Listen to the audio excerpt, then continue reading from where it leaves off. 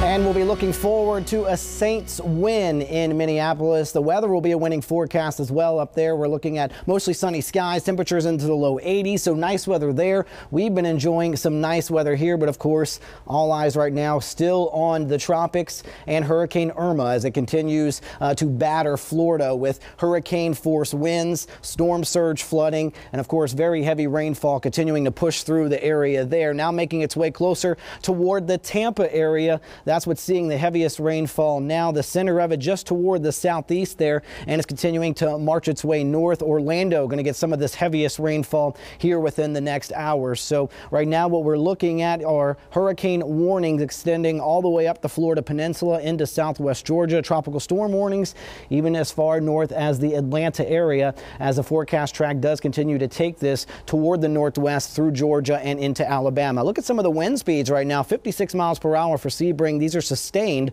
45 miles per hour out in Orlando, and some of the wind gusts up to 70 miles per hour. Generally 60 to 70 mile per hour wind gusts are continuing as Irma continues to move toward the north. Here's a look at the latest models and 100 mile per hour winds as it's moving toward the north at 14 miles per hour. It is expected to lose that hurricane status as we go throughout the day tomorrow, with winds still 50 miles per hour Monday evening. It'll continue to make a track through Tennessee into the Ohio valleys as we go later into the week.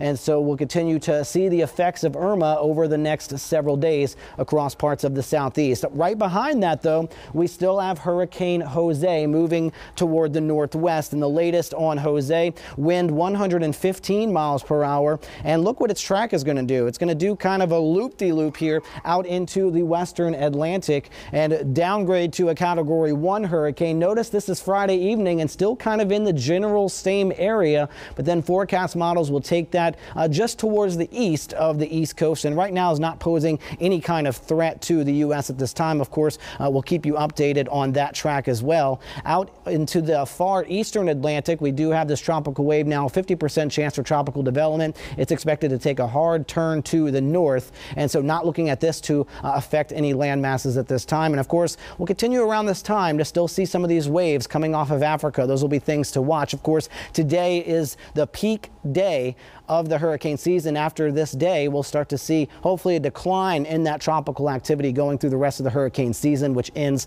on November 30th. Back home, though, we've been enjoying some pretty nice weather all across southeast Louisiana and coastal Mississippi. The radar is quiet this evening, but do want to make you aware of a coastal flood advisory that's in effect through Monday afternoon. We're getting these breezy northeasterly winds thanks to Irma off to our east, and that could lead to some minor flooding along the northeastern facing coast. So just a heads up for you there. Here's a look at our forecast model, and as we go throughout the day tomorrow, things are going to be starting out pretty nice for us. Lots of sunshine. Here's all the rainfall from Irma. That's going to continue to spread into the southeast. Not going to see too much for us, possibly a few extra clouds, but overall our weather really not going to be affected by it except for those breezy winds again coming out from the north to the northeast. And again, those will start to shift to the north as we go toward Tuesday and Wednesday. But because those winds are out of the north, it means we're not really going to see much in the way of our humidity increasing over the next several days. So some nice weather for us, not so nice as you look further off towards the north and east. So if you do have travel plans that are taking you maybe to Atlanta, up towards the Memphis area, into the Carolinas, some rainfall is going to persist as we go through about Wednesday before this really starts to lose its steam, and you see